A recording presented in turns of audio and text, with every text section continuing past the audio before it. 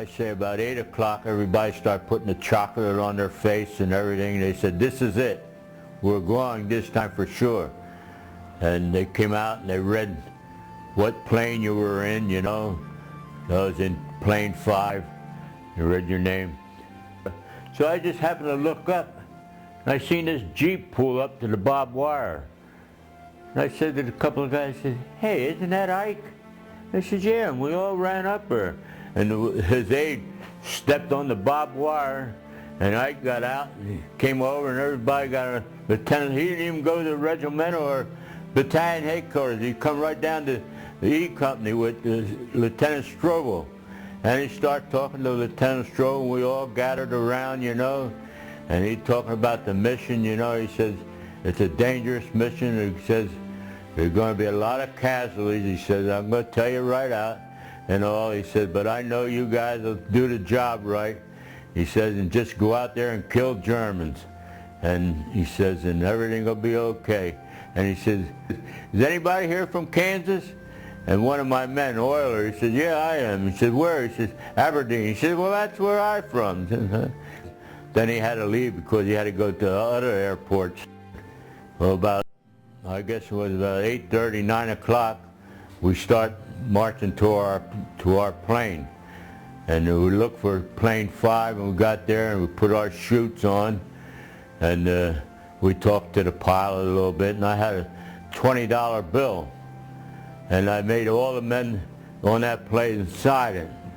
And the jump master was Lieutenant Johnson, and he signed it, and all the other men, they all signed it.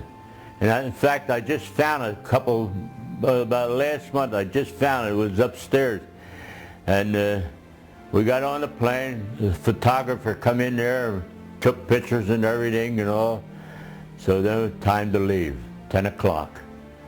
They had to push you up on the plane, on the ladder, because we had so much heavy equipment. I weighed about 165, 170 pounds. And my weight, I mean, the stuff we carried, you know, was over 100 pounds. So they had to push you up on the, and then they gave you a seasick pill, which was the biggest mistake they made because it made you groggy. All you wanted to do was sleep. And most of the fellows that when we were in the plane going over, they fell asleep.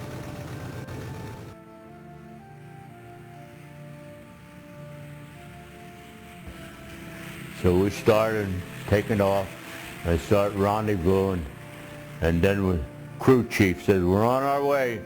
And we knew we were in formation now, and we started.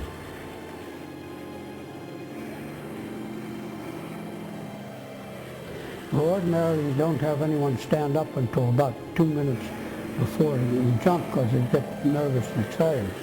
But I thought that maybe if we got hit, that there'd be more people be able to get out of the plane if that were the case. So I had everybody stand up and hook up when we hit just came over the coast. When I looked out from the jumped from the door, I could see the moonlight shining on little farms and everything looked like so peaceful. And I thought, boy, we really have surprise, and this is great. And next thing you know, we get in there and we're over the inundated area, which was flooded, and you could see planes getting hit up above and see them burning on the ground, and flames here and there, and you could hear the machine gun bullets going through the tail and over the top of the plane and so on. And so it got pretty exciting. So when the green light come on, Sergeant Gillis and we had an equipment bundle which contained the mortar and ammunition and a lot of stuff. It weighed about 300 pounds, I guess. And we were going to shovel that bundle out and then go out right after it. Well, when we shoved it out, the wind stream caught it and it held it in the door.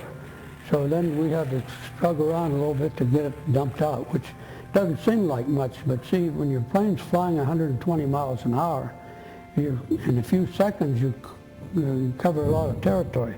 So it made some difference in where we landed. But anyhow, once that bundle went out, I went out right after it, and the rest of them all followed me out after that.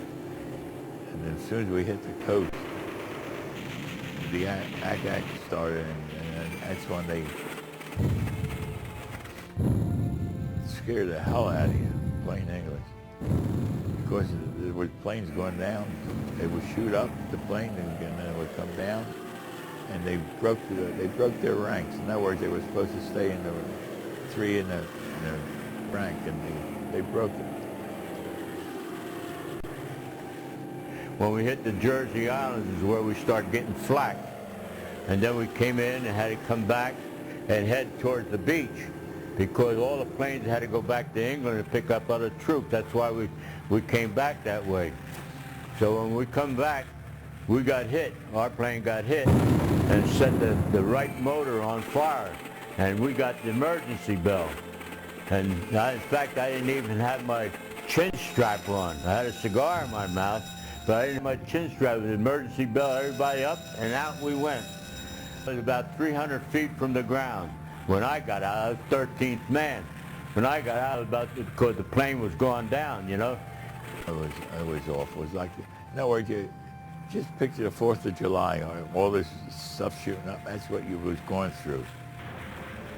All the Yankees was shooting at you. And when you jumped out of the plane, you're lucky if your chute didn't catch on fire, or the bullets going through your chute. There's a lot of people who burned in those planes. They caught on fire, and some of them couldn't get out. Of course, we lost a lot of men. Some of them hit the water. They drowned. They couldn't get out of their chutes. When we jumped in Normandy, I went out of the plane, and I bet I was only maybe a couple of 100 feet from the ground. That's how low we were flying.